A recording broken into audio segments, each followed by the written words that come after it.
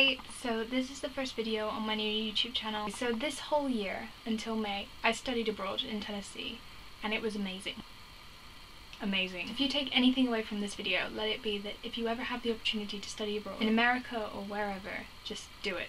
Because I'm like 96.7% sure that you won't regret it. I got to experience a completely different culture, well not completely different, but different enough, and just completely different student life. I met some amazing people, and I know that some of them are going to be like my best friends for a very, very long time. And I learned how to line dance. I mean, what else could you really want out of a study abroad experience? When I actually started applying to different universities that my university has some kind of agreement with, I got chucked about a lot. Each time they were like, yeah, we'll take you, and then they were like, no, you've sent way too many students over here, none of our students want to come to you, so we can't take you. I mean, at the time, that really sucked. As it turned out, I wouldn't have had it any other way, because it led me to the one that I did go to, and I'm very glad that it worked out that way. So I've wanted to do the whole studying abroad in America thing since I was probably about 9. I remember it's because I used to be a big fan of Sabrina the Teenage Witch, and in that show she went to Boston College and it just looked like fun, so I decided that I wanted to do that too. So ever since it's just kind of snowballed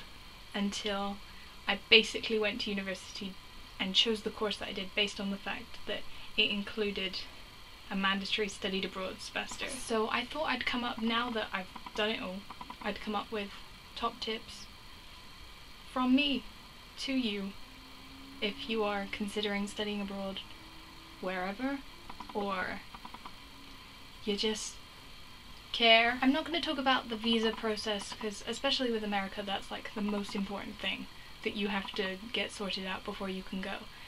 But there's so much help for that already online and it's really boring, and so all I would say about that is just don't put it off. When you fill out all the forms for it though, make sure you fill out everything correct, because I went through the entire day at the embassy waiting for my various interviews with all the names on my documents said my first name and then my last name and my last name again. I don't really know what happened. I got lucky, so make sure you fill out all your forms correctly and don't be a dingbat like me. Okay, so my first tip number 1 would be pack light. You're gonna buy and just acquire so much stuff that you're gonna want to bring home. I took over one big suitcase and a backpack, and I took over bedding and pillows, and that was all in there. Don't get too hung up on fashion when you're packing. The standard lecture attire of there is t-shirt, shorts, flip-flops, and probably topped off with a baseball cap. Just don't worry too much about taking a load of different options is what I'm saying. What came home was 1.5 large suitcases, my backpack, and another cabin-sized suitcase, completely full and completely spot on the weight limit. I know this because when we were flying from Knoxville to Miami at the end, it was over the limit and I had to unpack things and rearrange everything and go and buy the cabin-sized suitcase. Flying around brings me to point number 2. Travel as much as you can. Take advantage of wherever you are. I think I did pretty well because you get spring break, that's for a week. Then when we finished on the 15th of May, me and a friend went some places too. Also my family came out in April time and they had a car and they were there to see things, so I jumped in the car and went with them. The town I was in, well, it was a city, but it was a small city, a very, very small city. The closest town was Knoxville, which was like 30-40 minutes down the road, and so, I mean, there's good transport links from Knoxville. It's served by Megabus and that stuff, but I mean, I got to go to Nashville, Chattanooga, Gatlinburg, Pigeon Forge, the Smoky Mountains, obviously Knoxville. Then spring break went down to Atlanta, New Orleans, Swamp somewhere near New Orleans, and then after the semester went to Miami, Fort Lauderdale, the Everglades, Key West, and then thanks to the notable lack of direct flights from London to Knoxville, I got to see little bits of Charlotte and Philadelphia when flying in and out. Also taking advantage of where I am, I got to see Jamie Lynn Spears, yes, Zoe 101, the Swan Brothers, who I didn't know who they were, but I think they like won The Voice in America or something, but they were pretty good. Uncle Cracker, we just literally arrived at a place and then we were like, oh, it's an Uncle Cracker concert. Okay, we'll stay. And then Lady Antebellum, who I've wanted to see for ages. They were amazing. My third top tip is make a friend who can drive. Or if you're old enough and have the money, rent a car and drive yourself. Unless you're going to a huge city that has all the transport links a European could dream of, you're probably going to be a little bit stranded. The town I was in didn't even have a bus service. I mean, it was small enough that you could walk all around their place, but if you wanted to go to the next city, you couldn't really walk there. We walked to the mall once, but there wasn't like any kind of crossing or anything, and then we managed to get into a car park, and there were huge like metal gates between the car park we were in, the road, and another gate, and then the mall. We just ended up getting a bit stranded. I was entirely reliant on the college's International House's weekly trips they ran to Walmart and Target to restock my stash of bizarre flavoured Oreos. And then obviously friends for going to the mall, parties, going everywhere else basically. Whilst we're walking on the pavement, minding our own business, following all the rules, whatever, we interacted with some interesting people. We were honked at,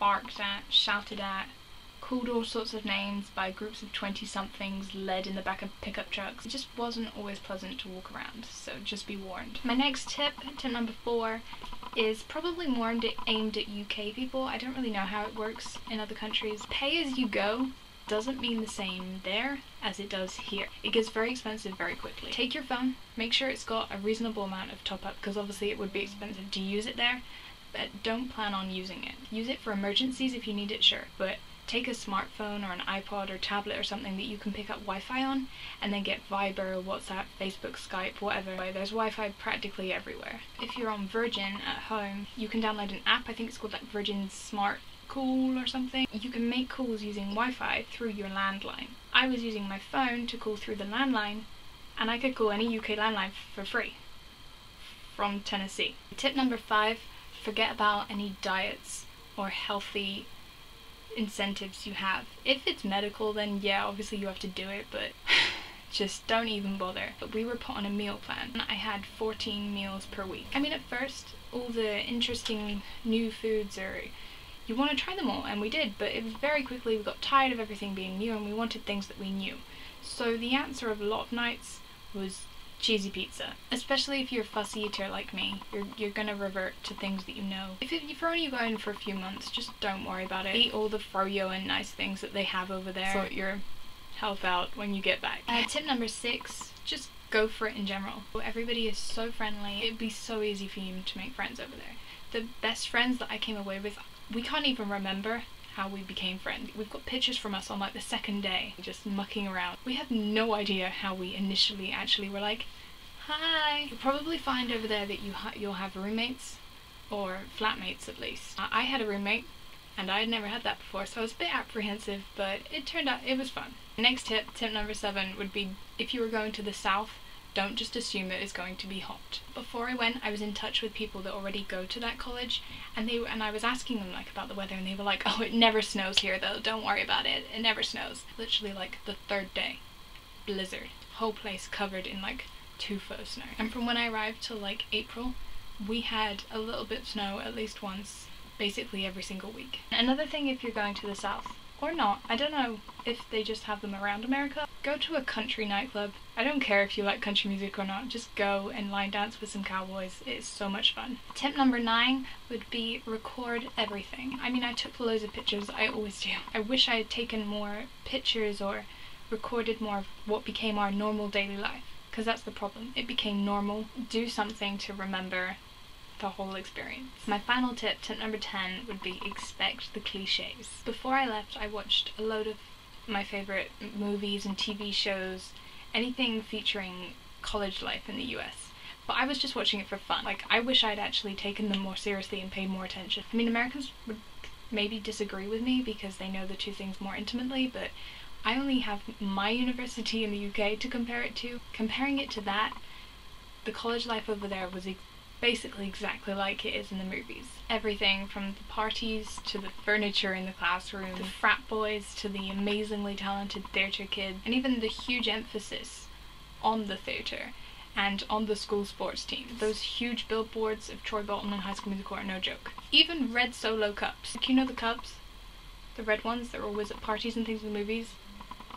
That's the thing. You can go to Walmart and they'll be in every single colour, and yet everywhere you go there'll always be the red ones. So yeah, that's my 10 top tips for studying abroad. I hope that maybe at least one person gets something from this and it helps them. One of my friends that I made there, Adeline from France, also recently made a video like this, just talking about her whole experience as an extension from her blog that she was keeping, which is also a good read if you want to hear about everything. I'll put a link below to her video, and then from there it's got the link to her blog and everything. So yeah, thanks for watching.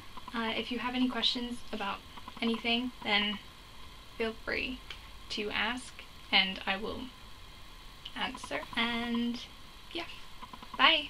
Baby, you a song, you make me wanna roll my windows down and cruise. You're gonna learn to love country music.